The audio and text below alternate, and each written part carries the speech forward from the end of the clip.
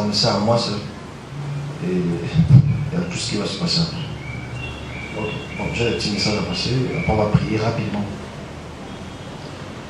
Pour le Cameroun, nous savons le Cameroun entre dans un mois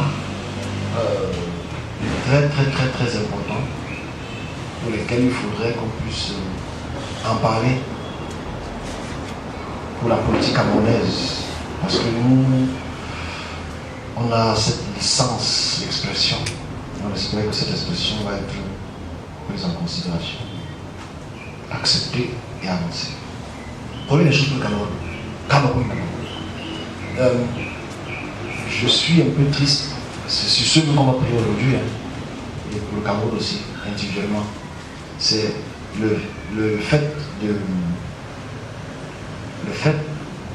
qu'il y a un an, ce qui était ici, on a vécu beaucoup d'expressions des sectes illuminées. Bon, ceux qui sont nouveaux, il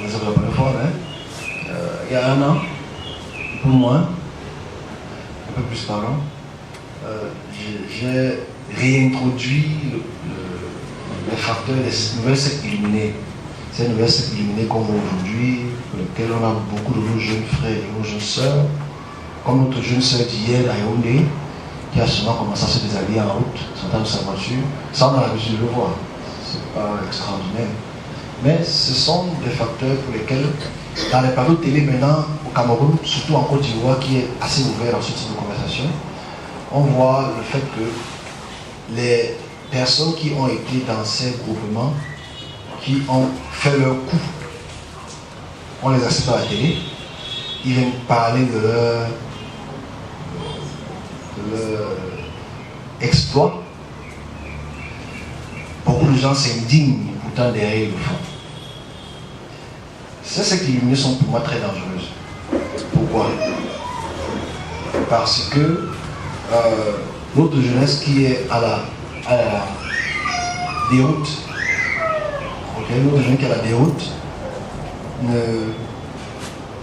mesure pas le poids technologique, financier, géopolitique qui nous entoure. On veut réussir, ce qui est tout à fait normal de réussir.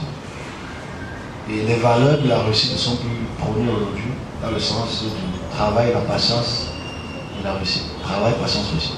Ce n'est plus notre façon de voir la vie.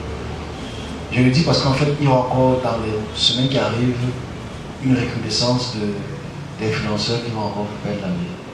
En fait, le niveau-ci me dérange un peu parce que ce que j'ai vu l'année passée et l'année surpassée, concernant ce type ces influenceurs, tout ce qui va avec, me dérange parce que ils sont prêts à tout pour réussir.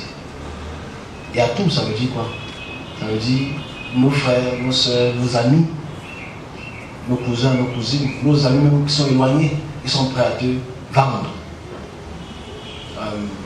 Oui, ils sont pas tout. Et te vendre dans le sens que tu ne réalises pas qu'on t'a vendu.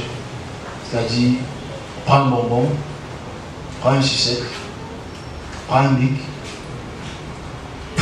on te vend. Moi j'ai suivi une très belle histoire d'un monsieur qui était que j'ai pris la peine de m'expliquer spirituellement.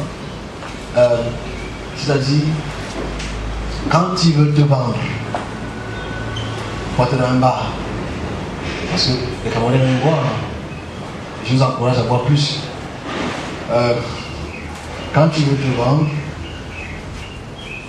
il y a des méthodes.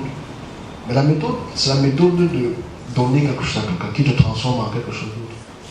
Te transforme en chèvre, en mouton, en souris. Et tu as quelques jours de vie, après tu meurs. Beaucoup de disparitions. On se pose la question, où sont passées ces personnes qui ont disparu, telles personnes qui ont disparu. La jeunesse aujourd'hui n'a plus peur de réussir. Parce qu'en fait, nos modèles de réussite ne sont plus des modèles adéquats. Donc moi je déplore seulement que le pouvoir public n'en parle pas en fait. C'est-à-dire qu'il y a un mutisme total de nos pouvoirs publics qui ne mettent pas, qui ne disent pas un stop à cela.